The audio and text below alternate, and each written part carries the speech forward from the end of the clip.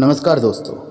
हम सबके मन में एक प्रश्न हमेशा ये बना रहता है कि ईश्वर की अनुभूति कैसे हो। तो चलिए इस प्रश्न के उत्तर के बारे में जानते हैं। जो वस्तु जितनी सूक्ष्म होगी वह उतनी ही व्यापक होगी। पंचभूतों में पृथ्वी से जल, जल से वायु, वायु से अग्नि और अग्नि से आकाश सूक्ष्म है, इसलिए एक दूसरों से अधिक व्यापक है।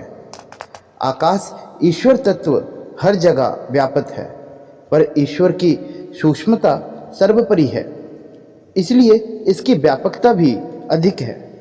विश्व में रचना मात्र भी स्थान ऐसा नहीं है जहाँ ईश्वर ना हो। अणु अणु में उसकी महत्ता व्याप्त हो रही है।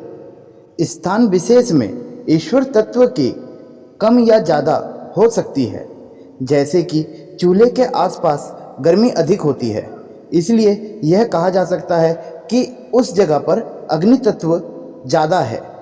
पर जलाशय के समीप शीतल स्थान होता है, तो हम वहाँ पे ये कहते हैं कि यहाँ पे अग्नि तत्व कम होगी। जहाँ सत्य का, विवेक का आचरण अधिक है, वहाँ ईश्वर की विशेष कलाएं विद्यमान हैं। जहाँ आलस्य, प्रमाद, पशुता, अज्ञानता है, वहाँ उसकी कमी हो ही जाती है। संपूर्ण शरीर में जीव व्यापक है। जीव के कारण ही शरीर की स्थिति में और वृद्धि होती है, परंतु उसमें भी स्थान विशेष पर जीव की अधिकता या फिर कम देखी जाती है।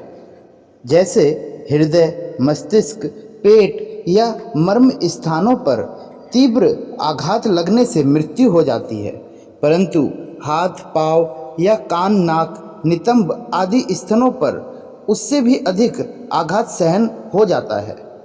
बाल और पके हुए नाखून जीभ की सत्ता में बढ़ते हैं और उन्हें काट देने पर जीभ को कुछ भी हानि नहीं होती। अब इस उदाहरण से यह तो समझ में आता है कि हमारे शरीर में भी हर जगह पर सेंस बढ़ता और कमता है। किसी जगह पे हमें अधिक पीड़ा होती है क्योंकि वहाँ सेंस की मात्रा ज़्यादा होती है, हम ज़्यादा उसको अनुभव कर सकते हैं। तो किसी जगह पर हमारी अनुभव कम होती है तो हमें दर्द कम होता है। इसी प्रकार ईश्वर तत्व हर जगह पर विराजमान है, पर कहीं कम या फिर कहीं ज़्यादा। संसार में सर्वत्र ईश्वर व्यापक है। ईश्वर की शक्ति से ही सब काम होते हैं, परंतु सत्य और धर्म के कामों में ईश्वर तत्व की अधिकता होती है। इसी प्रकार पाप प्रवृत्तियों में ईश्वरीय तत्व की कमी समझनी चाहिए।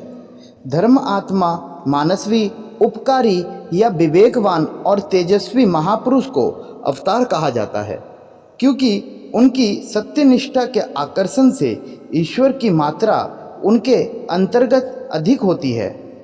अन्य पशुओं में गौ और अन्य जातियों में ब्राह्मण में ईश्वर अंश अधिक माना गया है, क्योंकि उनकी सत्यनिष्ठा, उपकारी स्वभाव ईश्वर भक्ति को बलपूर्वक अपने अंदर अधिक मात्रा में खींचकर धारण कर लेता है। जैसे कि मैंने इससे पहले कई वीडियो में यह आपको बताया कि संपूर्ण जड़ चेतन सृष्टि का निर्माण, नियंत्रण, संचालन और व्यवस्था करने वाली आद्यवी शक्ति को ईश्वर कहते हैं।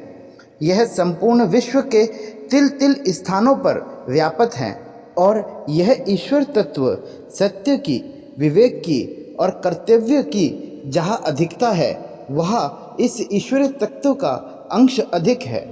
जिन स्थानों में अधर्म का जितना अंश में समावेश होता है, वहाँ उतने ही अंश में ईश्वरीय दिव्य सत्ता की कमी होती है।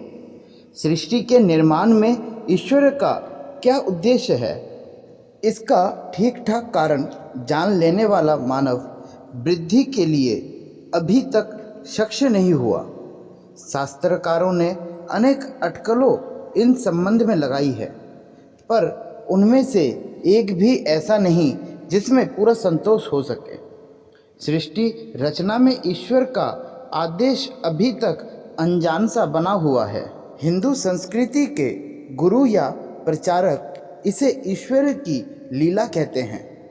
अतः ईश्वरवाद का सिद्धांत सर्वत्र स्वाभाविक और मनुष्य के हित में अनुकूल है। आज तक मानव समाज ने जो कुछ उन्नति की है, जिसका सबसे बड़ा आधार ईश्वर विश्वास ही है।